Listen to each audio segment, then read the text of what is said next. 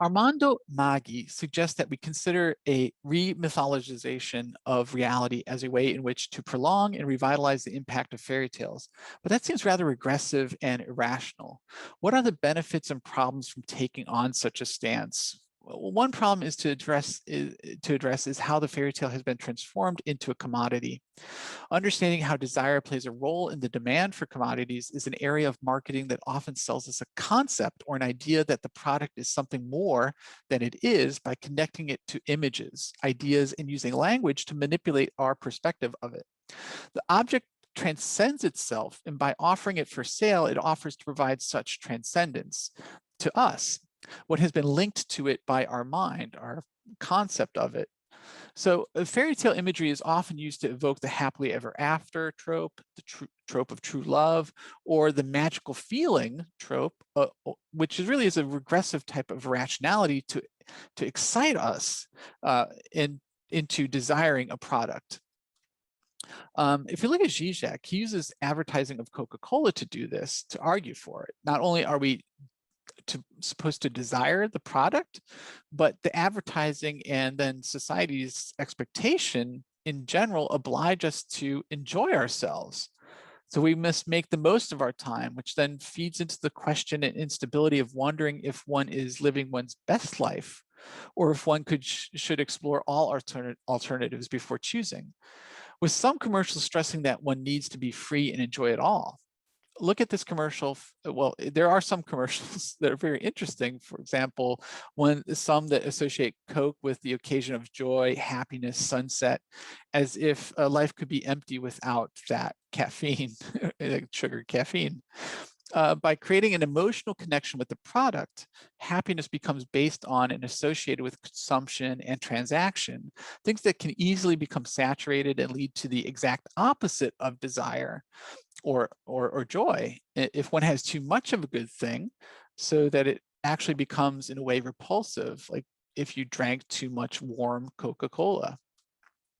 So fairy tales can not only support the commodification of desire, but also provide us hope and drive for us to become better, to keep wanting the ideal because reality is dissatisfying.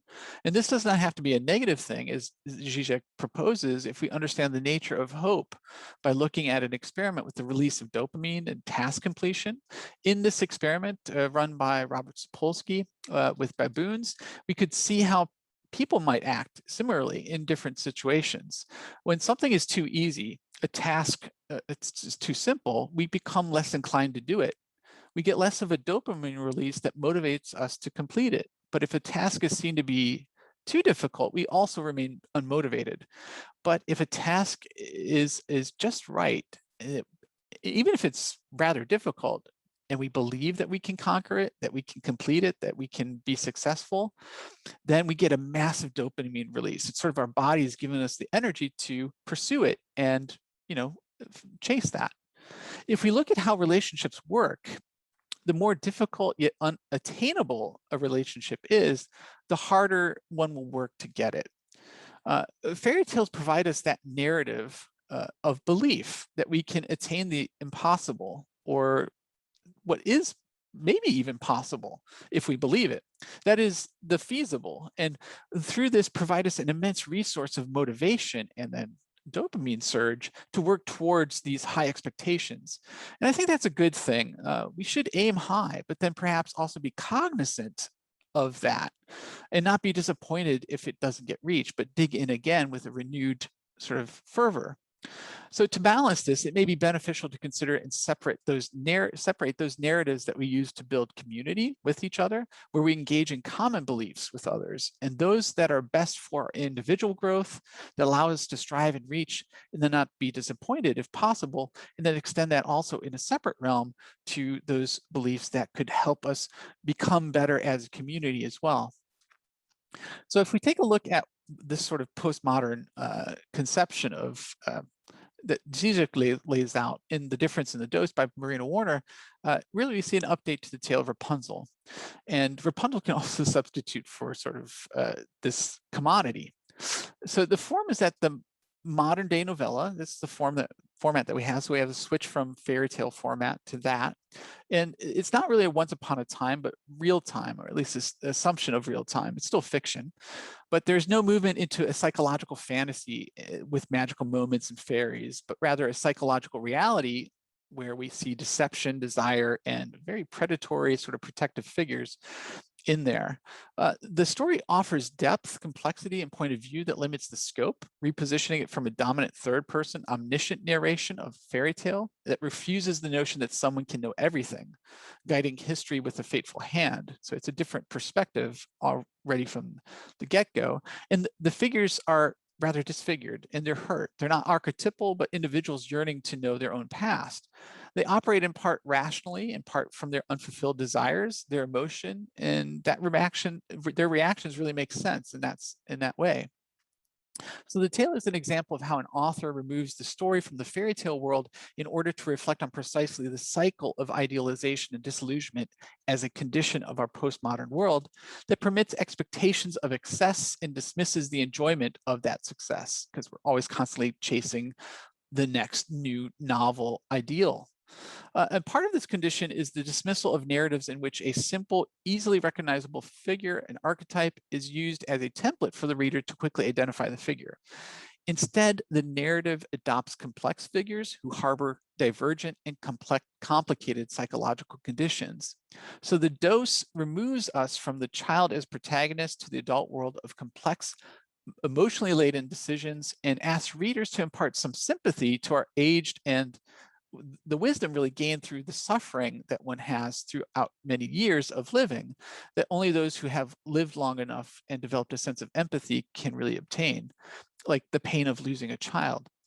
So one of the key components of this cycle of illusion and disillusion is the handling of relationships as transactional. And this stems from a commodification of desire, of what we want. It becomes like something we want to purchase.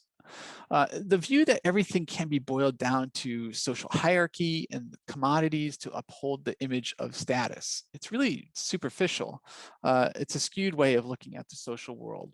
Rapunzel as a child becomes the commodity that fulfills Gothel's image of a family. And Rapunzel is the possession as an object of desire, not really a real being.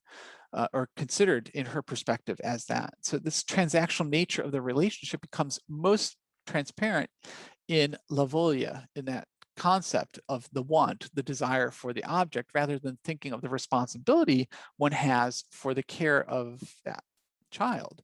And when it is obtained, the transaction made, the dream collapses, and its reality distorts the illusion into sort of a sense of disillusionment because it wasn't what you expected. It's a lot more work. So the bulk of the story is just that. The dream turns very quickly into something that is painful because it will never live up to the desire or anticipation of getting or pursuing that thing. So it's a form of buyer's remorse. And so the baby becomes a vehicle for her in attaining those other things or obtaining those other things that she wants and desires as part of a complex web of desire it represents, without a thought really given to the consequences or eventual loss that this transactional attitude will bring. What all sensual treats are added benefits of the pregnancy. They're also these parts of the desire, the chocolate truffles, the lavender pastilles, the fried chips and strawberry jam. The baby will transport her to the land of instant gratification where people are traded for and stand in for such treats, while the future is ignored, unheeded, untended, and dismissed for a later time. So what does Bella desire? So that which she also does not have. She has a desire for a father, a rescuer, a mother, a nurturing mother, a family, maybe a lover, and she finds this in Piero. And what does Daisy then desire? Well, she desires to know her grandmother, the one thing she's not allowed to have. So there is the distinct desire for something which they cannot have, or they don't have, or find lacking, they cannot find, or that because they are absent are idealized into what they think it is, this illusion. So what about Charisse? Is she benevolent? Well, wanting to have a daughter fit into her lifestyle, not willing to sacrifice her career to create a bond with her daughter? Or maybe she was fearful that she would form too strong of a bond, one that would eliminate herself, a suffocating bond with her child. So do you consider her benevolent or malevolent in this story? It's more complex. So, and then we do not get to see the end, really. There's this lack of closure. What will happen? What do you think will happen? So this uncertainty in the outcome, that is the postmodern condition. We can no longer be certain that our efforts will not be in vain, yet we try anyway. And even after the accomplishments, there is this emptiness, possible emptiness to the accomplishment as the next one then starts to formulate itself or start to come into view on the horizon. So do we need to be quicker, possibly faster as the new tasks approach ever more suddenly? That the more you start to complete these things, the more that that emptiness or that void starts to come closer. And so the next thing gets placed in its path. And so it's never slowing, it's never ceasing. And it becomes sort of this cycle of getting on a hamster wheel to complete the next task to avoid what is perhaps that emptiness, that lack that could be fulfilled or satisfied if the time were taken to address it. And that is the postmodern condition, because the fixation of meaning, the very simple explanation of life, has been replaced to a one where we need to create that meaning on our own.